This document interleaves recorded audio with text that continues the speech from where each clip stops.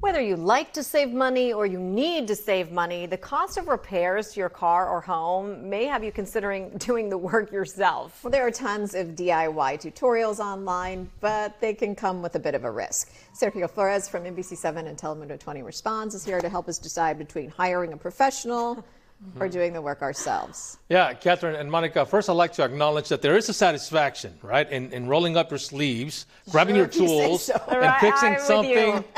And fixing something that broke instead of paying somebody to do it. What we call you. Or maybe a family member. There is a satisfaction in that. But here's the thing, though.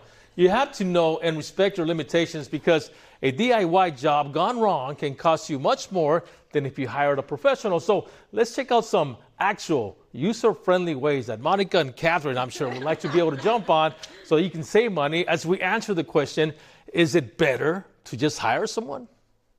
Is there anything there that scares you or that you're not sure about? Brian Perrin has a captive audience in his automotive repair class at San Diego College of Continuing Education. Don't let it intimidate you because it looks different. And while most of his students may go on to work in the auto service industry, some of you have done it before last class. Some of you, it's your first time, you haven't done it. All of them will at least know how to save money when it comes to maintenance and repairs on their cars. Cars are expensive. I'm cheap. Well, let's call it being smart with our money.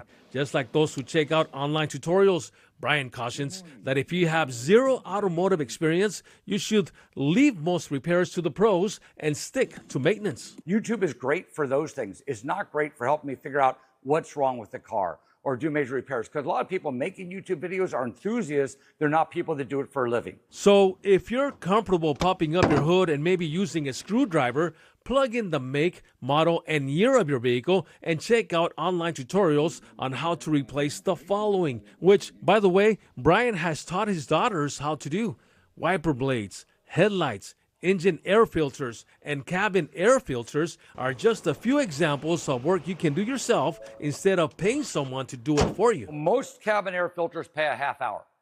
So if the labor rate's $120, I'm charging you $60 to put the cabin air filter in.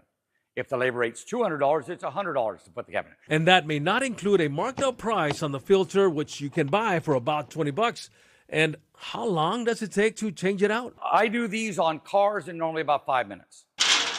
Okay, let's jump to plumbing now. Then once you feel the snake hit blockage, that's when you actually do where you turn it. That's a pipe snake going through a clean-out pipe.